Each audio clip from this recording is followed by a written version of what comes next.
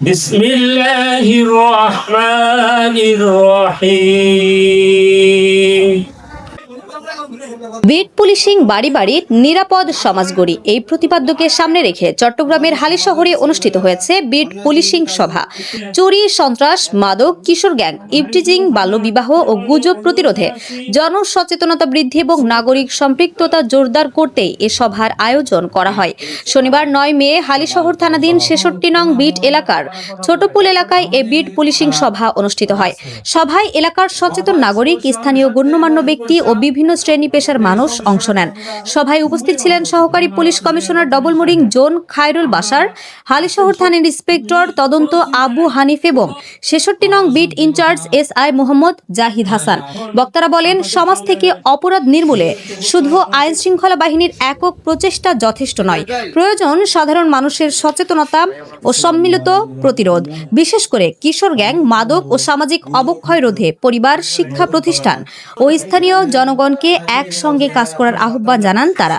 সভায় আরও জানানো হয়, ছোটপুল, বড়পুল, নতুন পাড়া ও মন্যাপাড়া এলাকাকে নিরাপদ ও অপরাধমুক্ত রাখতে নিয়মিত বিট পুলিশিং কার্যক্রম অব্যাহত থাকবে। স্থানীয় বাসিন্দারাও পুলিশের এই উদ্যোগে স্বাগত জানিয়ে নিরাপদ সমাজ গঠনে সর্বাত্মক সহযোগিতার আশ্বাস দেন। ঠিক আছে, দায় আপনাদেরও আছে। পুলিশের কাজ করবে, অবশ্যই করবে। পুলিশের কাজের দায় পুলিশ দিবে, কিন্তু আপনাদেরকে সামাজিক ভাবে সমাজের একটা দায়িত্ব আছে। একটা লোক মাদক ব্যবসা করে, আপনি যদি সামাজিক ভাবে তার প্রতিরোধ করে তোলেন, সামাজিক ভাবে তাকে যদি বয়কট করেন, সে পরিবর্তন করবে যে না, আমি আর যাই করি না কেন, আমি শহরে যে মাদক ব্যবসা করে আমি টিকতে পারবো না। ওই এলাকার লোকজন তো ইউনাইটেড, তারা পুলিশকে খবর দেয়। আমার পুলিশ যায়, আমার অভিজ্ঞতা আছে, পুলিশ যে মাদক ব্যবসায়ী ধরছে, মামলা দিছে, মামলা দিয়ে একটা মাদক ব্যবসায়ীকে আপনারা বলতেছেন পুলিশ ধরার কথা, পুলিশ হলো, এরপরের কাজ কি? আদালতে যাবে। আদালতে সে যে মাদক ব্যবসায়ী সেটা প্রমাণ করবে কে? সেটা প্রমাণের দায়িত্ব আমার সাক্ষ্য প্রমাণ দিয়ে করতে হবে। কিন্তু দুঃখজনক হলেও সত্য, আমি যখন সাক্ষ্য প্রমাণের জন্য বলতেছি যে ভাই আপনি মামলার একটু সাক্ষী দিতে হবে, আপনি তো দেখছেন এর কাছ থেকে একটু উদ্ধার করছি, সাক্ষী দিতেছে কেন? না, আপনি যদি সাক্ষীটা না দেয়, পুলিশ তো মামলাই করবে, এটা প্রমাণটা করবো কিভাবে? সহযোগিতা করতে হবে। আমরা এবং আপনারা সবাই মিলে যদি মাদকের বিরুদ্ধে যদি আমরা অবস্থান করতে পারি, তাহলে কোনো অবস্থাতে এই এলাকাতে মাদক বেচা কিনা সম্ভব নয়। আপনারাও আপনাদের প্রত্যেকের অবস্থান থেকে এই সমাজটাকে অপরাধ মুক্ত রাখার জন্য প্রত্যেকের অবস্থান থেকে যদি এইভাবে সাহস করে আগায় আসেন, তাহলে আপনার সমাজটা ভালো হবে। এই সমাজে আপনারা বাস করেন, আমরা আপনাদেরকে সেবা করতে আসছি, আমরা অতিথি। এই ছোটপুল, শান্তিবাগ থেকে শুরু করে গোল্লা কলোনি, বাদশাহ মিয়ার বৃত্তি, আমি এই 4 মাসে অন্তত 10 থেকে 12 জন চিহ্নিত মাদক ব্যবসায়ীকে গ্রেফতার করে মামলা দিয়েছি। আপনারা জেনে থাকবেন, এক একজনের নামে 8টা, 10টা, 12টা করে মামলা আছে। আমরা গ্রেফতার করেছি এবং মামলা দিয়েছি, কিন্তু দুর্ভাগ্যের বিষয়, আমরা মামলা দেওয়ার কিছুদিন পরে দেখি তারা এসে আবার সুন্দর করে তাদের ওই পুরনো কার্যক্রম চালাচ্ছে।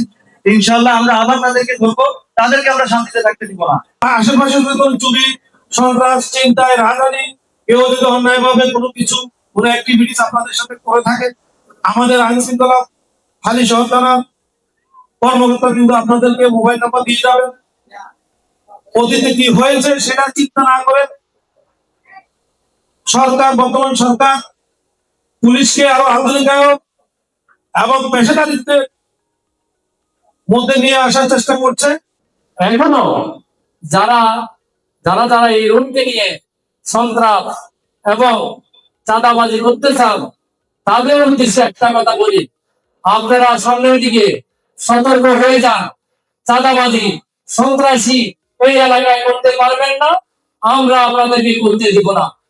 আমরা যথাযথ ভাবে নিজের হাতে আইন তুলে না নিয়ে, আমরা প্রশাসনের সাহায্য নিয়ে আমরা এই এলাকা থেকে সন্ত্রাস, চাঁদাবাজ এবং মাদক মুক্ত করবো ইনশাআল্লাহ।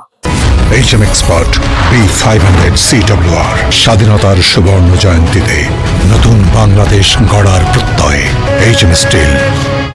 আপনাদের মনের কথা, আপনাদের দুঃখের কথা আপনারা ওনাদেরকে জানান, যদি আপনারা না জানান ওনারা কিভাবে ওনারা সমাধান করতে, আপনারা আসেন আমার কাছে মাইক্রোফোন কথা বলতে। এখানে আজকের আয়োজন হলো সমাজের সন্ত্রাস, মাদক এবং এইসব কাণ্ডের উপরে নির্ভর করে আজকে এই সভা। বাসায় বিলের ভিতরে মাদকের এমন একটা কারখানা হচ্ছে বলার ভাই, কেউ কারো কথা শুনে না। যদি আমি নিজে যদি পুলিশকে কোনো পাও দিই যে লোকটা এরকম করতেছে, সেটা যখন আসে কিছু কিছু পুলিশ আছে ধরে নিয়ে টাকা নিয়ে ছেড়ে